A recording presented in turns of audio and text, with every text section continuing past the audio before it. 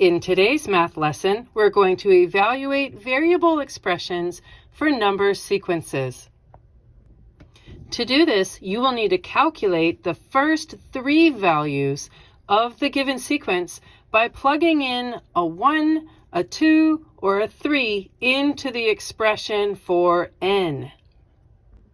As we go through these examples, yes, we will be doing this by hand and plugging in the 1, 2, and 3. However, if you have an Nspire calculator, then you can look at a table there, pushing Control T, or you can use Desmos, that wonderful app that we've used on the computer more than once. In example 1, we're going to find the first three terms of the given sequence, n minus 4. A nice way to structure your paper is to make a table, 2 columns, 3 rows. 3 rows because we know that we need the first 3 terms of our sequence expression. So we're going to be plugging in a 1, a 2, and a 3 into this expression for n.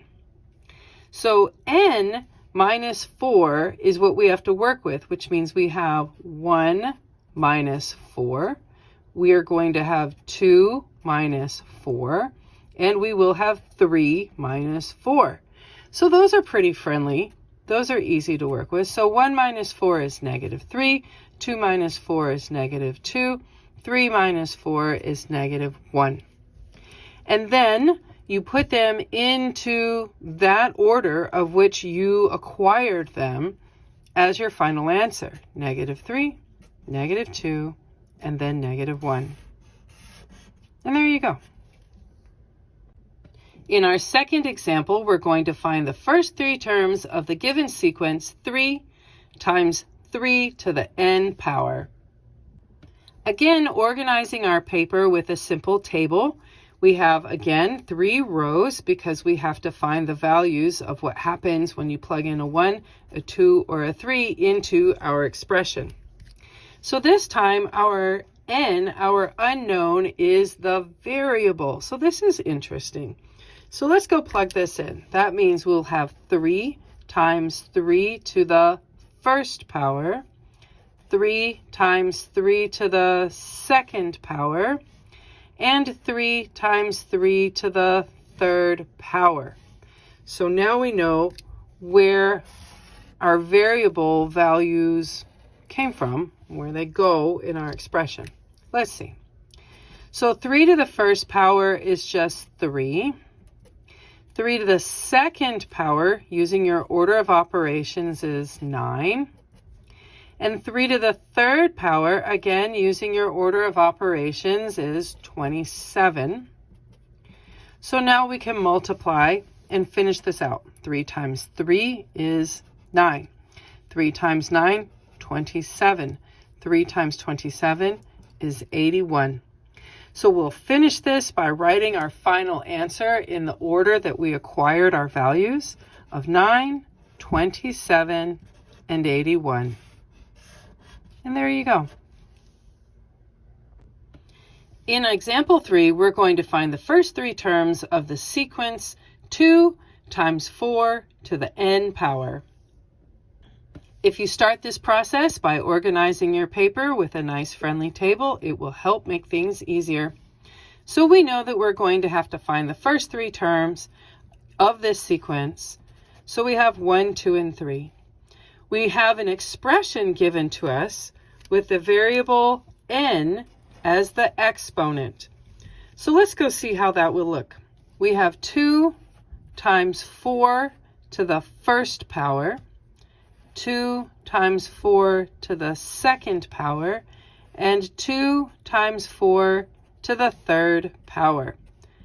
Using our order of operations, let's work with our exponents. So we have 2 times 4 to the first, which is 4. I have 2 times 4 squared, which is 16, and 2 times 4 cubed, which is 64. So if you're struggling to remember where did these values in the parentheses come from, we adjusted what was happening in our expression by using the exponents that they gave us to use in the sequence of 1, 2, and 3 as we were asked for the first 3 terms. So that's where these came from. Let's continue finishing out what values we get from these expressions. 2 times 4 is 8. 2 times 16 is 32. And 2 times 64 is 128. So to write our final answer in the correct order, we would write 8, 32, and 128. And there you go. In example 4, we're going to find the first 3 terms of the sequence -3n plus 10. Starting this problem, we have our table so we can organize our thoughts on the paper. All right, so I need the first 3 terms of this sequence, 1, 2, and 3. But this time my variable is in what we might almost call a normal location of an expression, and that's fine.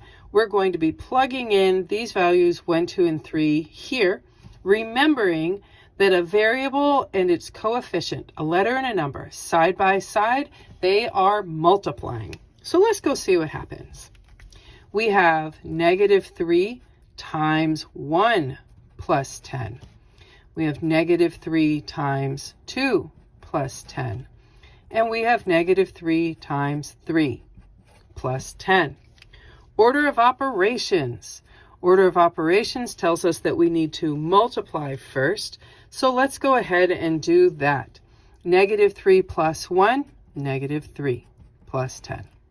-3 times 2 is -6 plus 10. -3 times 3 is -9 plus 10. Again, if you're confused of where this set of numbers came from, remember, we took our variable n and we replaced it with the values that we were told to inspect right there. So then we did our multiplying. Let's continue forward. -3 plus 10 is a +7. -6 plus 10, +4. -9 plus 10 is a +1. So our final answers, put in the order that we acquired them, will be 7, 4, and 1. And there you go. In our 5th and final example, we're going to look at the first 4 terms of the sequence 3 times 2 to the n power. So there's no rule stating just how many terms you have to look at. It's just whatever the problem is asking you to go and get. So our first terms will be 1, 2, 3, and 4. That's what we're going to examine. And in this particular expression, our variable is the exponent. So that's what we're going to be replacing. Let's go see what happens. We end up with 3 times 2 to the first power. 3 times 2 to the second power, 3 times 2 to the third power, and finally 3 times 2 to the fourth power. Using our order of operations, let's begin to simplify these expressions. So we have 3 times 2 to the first power is just 2. 3 times 2 squared, 2 squared is 4. 3 times 2 to the third power is 3 times 8. And 3 times 2 to the fourth power is 3 times 16. If you're wondering where these numbers came from, this is your order of operations right here as we replaced our n value. Let's continue forward to finalize our answers. 3 times 2 is 6. 3 times 4 is 12. 3 times 8 is 24. And 3 times 16 is 48. So then we write our answer in the number order that we got them. So 6, 12, 24, and 48. And there you go.